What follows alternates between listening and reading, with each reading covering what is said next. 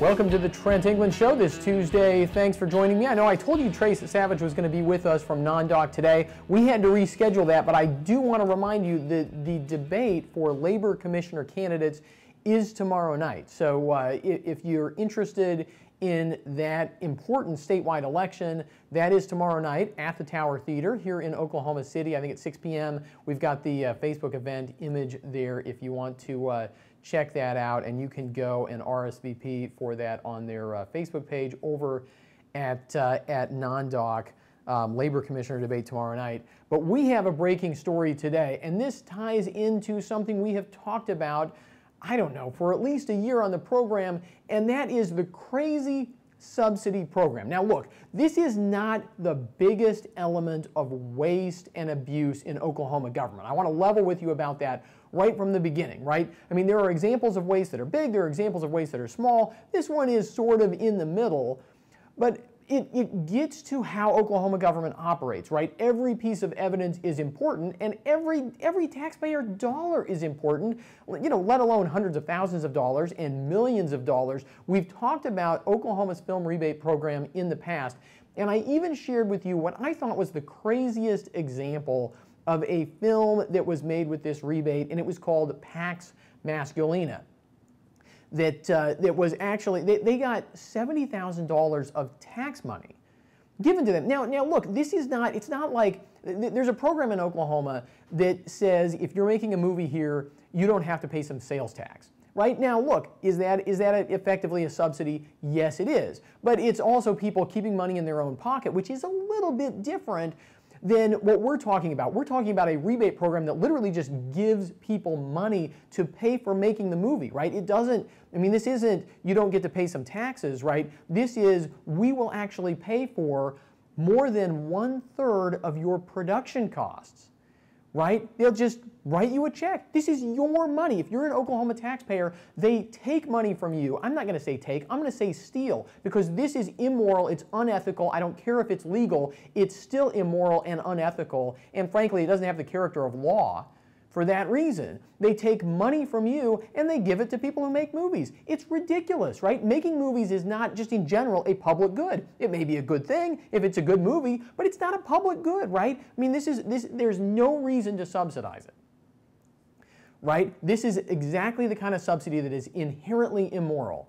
But then you go and you look at some of these movies that they make, and look, some of them people like. Not very many of them. Some of them people like. Many of them never even make it to theaters, and lots of them are, I mean, at best, weird, right? And so I shared with folks on the program before about this movie called Paks Maskelyne. It's a short movie, never seen in any real movie theater, right? It involves scantily clad women going around and killing people.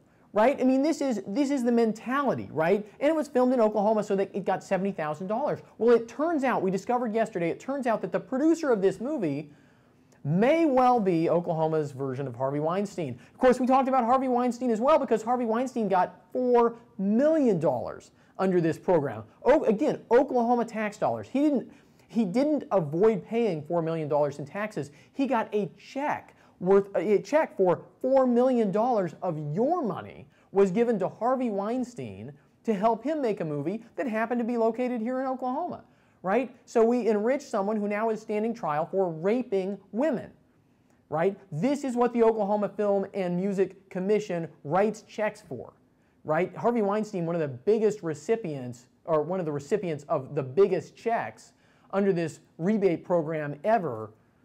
But now we find out that the recipient of the subsidies for this movie, Paks Maskelyne, the producer of this movie, Paks Maskelyne, this weird, short, nothing movie. Sorry to do the film criticism, but you know, John Scamahorn, I don't know how to, an OU professor no less, a professor at the University of Oklahoma, was the one who produced this movie, got $70,000 of your tax money, and now the OU Daily reports, and some other media reporting as well, that there are at least 3 women who have come forward and accused him of sexual harassment. Basically, don't have all of the details and don't necessarily need to share, don't want to share all of the details with you here on the program. including on the set of this subsidized movie.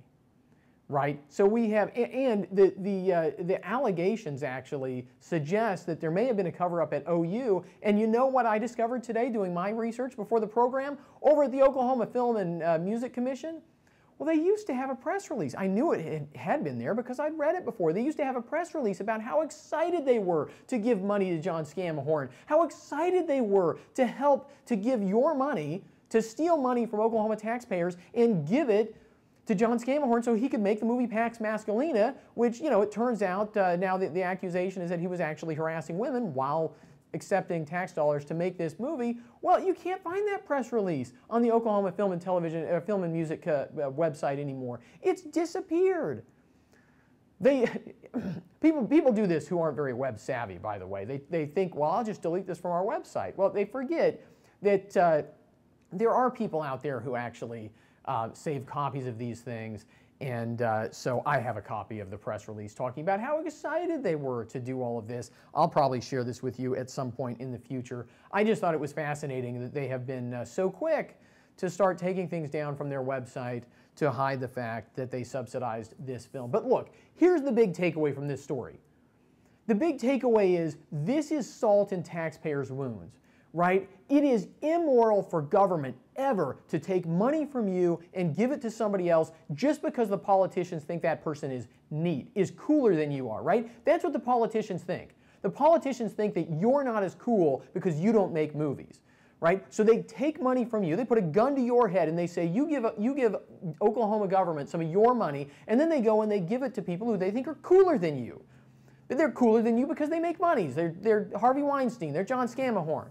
Right? They're movie producers. So why not give them $4 million, $70,000, another $70,000 that this OU professor got for another movie that he made using these subsidies, right? That is the original immoral act, and I'm going to say this, that is a worse immoral act than what these men did to women, despite the fact that it's disgusting and grotesquely immoral, right? Because when government does it, right, it does it with the power of government. It does it under the color of law. It does it claiming to be acting for truth, justice, and the American way, right? I mean, at least these guys do their dirty, despicable things in the dark, in private, right? Try to at least hide it. And when, you know, they try to keep it out of public view, and then when it comes out, it's a big scandal, right? The Oklahoma Film and Music Commission, the politicians, the legislators, the governor who support programs like this, they do it out in the open. They do it as if they're somehow supporting the public and the people of Oklahoma by stealing money from us and giving it to these people, right? That, I say, is an even more immoral act. And the fact that the people who receive this money then go on to do other immoral things with while they're being subsidized by us, I say is just salt in taxpayers' wounds. That is the story for today. I'll have more on this, I'm sure, as more unfolds. I'm going to be talking with a television news station, actually, right after we wrap up the Trent England Show today, a little bit about this, trying to make sure that they understand the background behind all this, and the fact that Oklahoma taxpayers have been forced to subsidize these guys, and the fact that the original immoral act is taking money from taxpayers to do that in the first place. I'm Trent England. Thanks for watching. Remember, you can find us on Facebook, YouTube, SoundCloud, Stitcher, the iTunes Store, the Android Music Store under podcasts, and we're going to start a new part of the show called Ask Trent, where every Friday, I talked about this a little bit, I teased this as we were wrapping up the legislative session, but as we transition here into the summer, on Fridays, you're going to be able to shoot me a question. I'll answer it. Constitutional questions, legal questions, not legal advice, but, you know, questions about Oklahoma law. Why don't we do this? Why don't we do that? Questions about the Constitution, about Supreme Court cases, whatever you want. AskTrent@ocpathink.org is the email address, asktrent@ocpathink.org. You can also throw things in the comments or just shoot us a message on Facebook if you want to do it that way. But AskTrent@ocpathink.org is the email address. Thanks for watching.